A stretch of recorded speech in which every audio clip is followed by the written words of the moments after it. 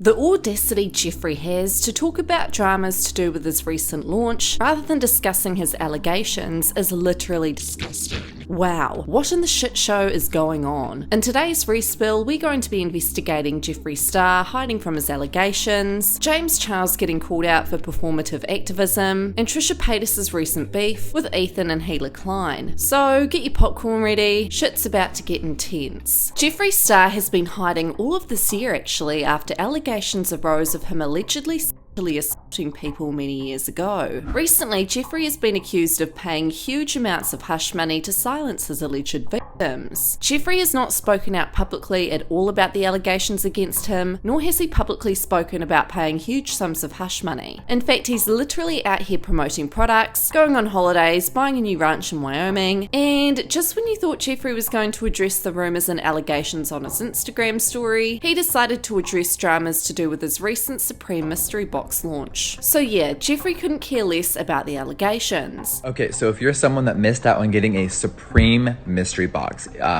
we spent a lot of time this morning going through all the orders, and if there's any crazy resellers that try to buy like 50 under a fake account, sorry girl, we canceled all those orders. So there is officially a few hundred of each size of the Supreme box. It probably will last very short amount of time, so if you want those, baby, go get them. Unfortunately for him, his cosmetics line is going down in value. It's currently being sold at TJ Maxx, and Morphe is trying their best to get rid of all his products ASAP, so they're selling them at insanely reduced prices. They've obviously got a lot of stock that they want to get rid of ASAP. So what are your thoughts on Jeffree not responding to the intense allegations against him? Let me know in the comments. James Charles recently got accused of blocking people of colour who called him out for not speaking on Brandon Bernard. For those of you who don't know, Brandon Bernard, who was 18 when he took part in a 1999 double murder in Texas, was executed at a federal prison on Thursday, despite 11th hour attempts for court intervention. The death penalty in the United States is flawed and disproportionately imposed based on race. A lot of influencers were bringing awareness to this, and of course James and other huge influencers were called out for staying silent all day with their massive platforms. James was even liking tweets all day, but only spoke about Brandon Bernard when he was called out. So this TikToker went viral recently after posting this exposing video of James, and she also exposed Dixie D'Amelio and Lauren Gray. So this happened.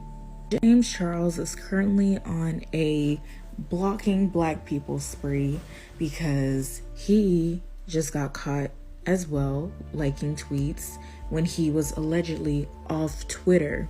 A black woman caught him liking a tweet literally a few hours before he tweeted that he was filming all day and he just got on Twitter. Then when he got caught, he unliked the tweet to make it seem like he wasn't on Twitter. Because if you go on his likes, all you'll see is likes from like 1 day ago. So he's currently blocking every single black person that's calling him out for lying. Again, I'd rather you say that you straight up do not care than sit up here and lie and make it seem like you do. Being performative will backfire every single time, and it's time that y'all stop. On today's episode of I got you on camera. You on candid camera now.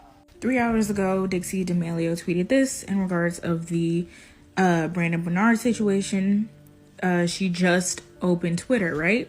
Well, here's her like section. 3 hours before tweeting that tweet, she liked Quinn's video. 4 hours before that tweet, she liked this video. Lauren Gray, 2 hours ago, just logged on Twitter. Well, this is her like section. 5 hours before tweeting that tweet, she liked the tweet up top. 3 hours before tweeting that, she liked these tweets. So, but you just logged on Twitter, right?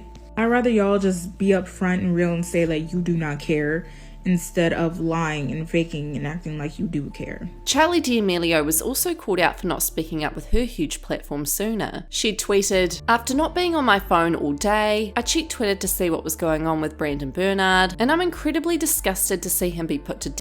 He does not deserve this, and it breaks my heart that our outdated legal system is taking the life of an undeserving man." A fan had then responded to Charli stating, "Isn't it kind of weird how the first sentence is, after not being on my phone the whole day? Like you're a TikTok star. It's weird how James Charles, I'm Lauren Gray, and Dixie D'Amelio weren't on their phones today. Brandon has been trending all over the internet. It's just effing weird." James responded, "I can't speak for all influencers, but as for Charli, Dixie, Noah, Chase, Larry and I, we filmed 7 videos together together over the past 2 days. None of us have been on our social media accounts much because we were making content for our social media accounts. I liked one tweet the same. When I woke up and logged off, I didn't hear about Brenton Bernard until tonight when I checked Twitter during a few minutes break in between videos, and after reading about his situation, I posted right away. It's impossible to speak up about something going on if you don't know about something going on, and it's also never wise to speak about a situation, especially to a large platform, before fully understanding it as well. You can't win. Ignore something, people are upset. Speak about something, people are still upset. Instead of focusing anger towards influencers, we should be directing our anger to our country's effed up legal system that unjustly took the life of Brenton Bernard today. Justice will one day be served, and it's important that we use our voices and platforms to hopefully make a change for the better. Someone had responded, okay, but this stuff has been all over TikTok for days, and y'all just didn't see it? Lol. Everyone's For You page is different based on content you watch. Mine is literally TikTok F-boys, dancing, and memes about myself. So no, I personally did not see anything about it. Someone had responded, I really hope people know that just because someone is an influencer or celebrity, it doesn't mean that they're on their phones 24/7. They have content to make, meetings to attend, and many other life situations a normal person has. You're 100% right. There are some days I'm on my phone from the moment I wake up to the time I go to bed, but there are also some days where I barely pick it up because I'm busy doing other things. No one, not even influencers, can be aware of every single thing happening 24/7. Why are you speaking on behalf of others? They can speak for themselves, sis. Because we were all together and are all getting hate for the same reason, sis. What are your thoughts on James's response to his fans? Let me know in the comments. In the latest episode of Frenemies, a podcast which Trisha Paytas and Ethan Klein do together, ended with Trisha storming out of the podcast while yelling profanities and saying that she hates Ethan's wife Hila. So, to save you countless hours upon hours of drama videos and podcasts, today we are going to break down the beef between Trisha Paytas and H3 Productions. Basically, what started the fight in the podcast was that Ethan told Trisha during the podcast to not talk about Hila during their podcasts. This is due to Trisha's comments that were causing tension between Hila and her brother Moses. While Ethan tried to explain that the situation was more about family tensions than it was about Trisha, the argument eventually led to Trisha storming out of the show, whilst yelling profanities and saying that she hates Hila. Trisha eventually posted a video to her channel addressing why she quit the podcast and explained why she acted the way she did in the video. That video was called Why I Quit Frenemies. Within the 46-minute long video, she said that the main issue she had with the discussion in the episode was when Ethan said that Hila basically found it annoying that she kept saying that she was rude and unwelcoming, but Trisha said that she never said anything like that.